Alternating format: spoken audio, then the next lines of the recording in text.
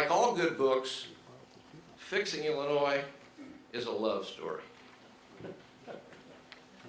With so many of the emotions that love commands, the authors write with admiration, even fondness, for the many fine qualities of this state. Its natural resources, including access to that great body of fresh water that is the envy of the Sun Belt and the western states. A transportation system, ground, air, and rail, that puts this state within a few hours of virtually everywhere in the country. A workforce with a higher level of education than most other states. And the state's crown jewel, Chicago, the capital of the Midwest, with great dining, entertainment, sporting, and shopping options, as well as the center of expertise in business, banking and finance, law, and so much more. But the authors also write of disappointment for the corruption that has imprisoned some of our political leaders, for the fiscal malfeasance that has taken our state to the brink, for the ethical lapses, all of which have squandered the state's many advantages and damaged its reputation. And the authors write of their hope for a better future for their state, if only it will address its problems head on, planning for and working toward a return to its former prominence as a respected national leader. Today, however, we're in a funk about our state. As Larry suggested, 4 of the last 7 governors have gone to prison with the butt of jokes on late night TV. The economy is growing more slowly here than in the nation and more slowly than in the neighboring states around us.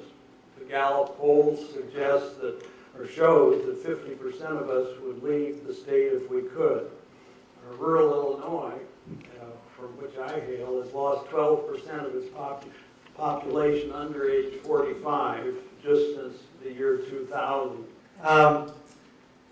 So let us tell you a little bit about our book. We tried to write it in a way to make it readable, talking about government, politics, and the history of our state and so forth can get a little dry, can get a little heavy, but we tried to write it in a way that would make it something readable with 98 specific proposals, numbered. For what reason? To do as Jim suggested, to start the discussion. This is 98 proposals. We can come up with another 98. But as long as you put something in writing and say, this is an idea, a proposal, then you can't get a reaction. You can't get that dialogue going.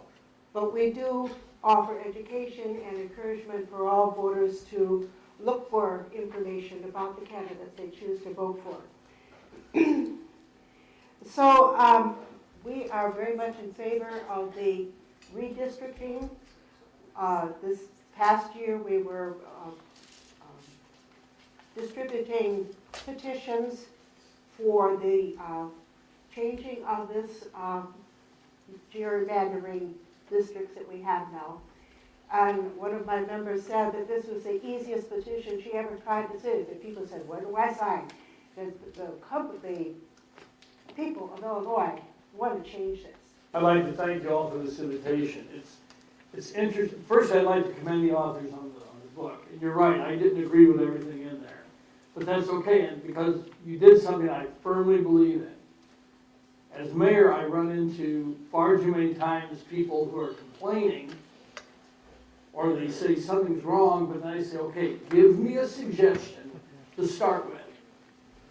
And at least from that suggestion, we can make progress. So I commend you for doing that. Conceptually, I agree with the authors of the book that we have far too many governmental units.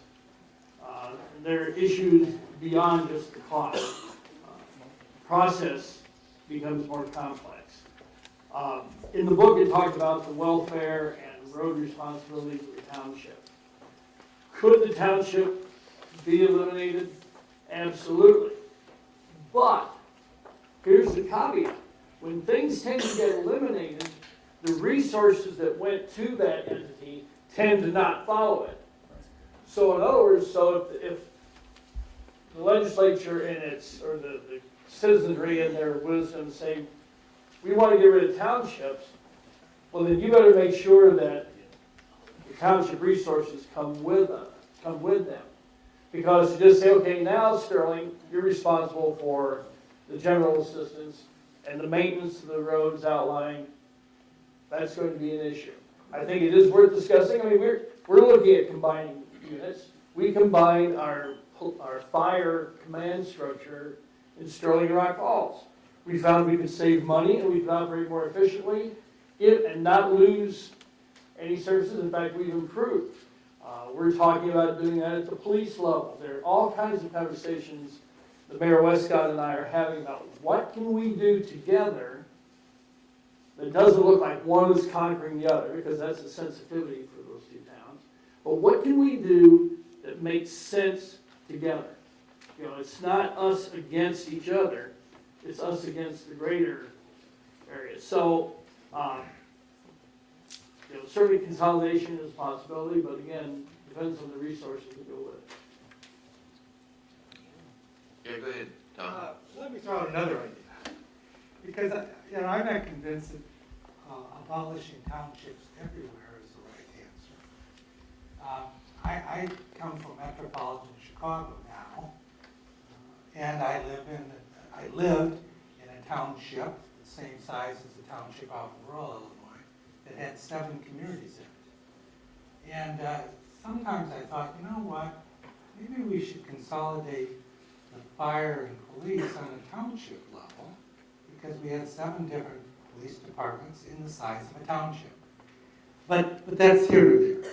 One of the suggestions I've thought up is, why don't we have a county convention of how would we structure our delivery of all government services in the county if we started with a clean slate?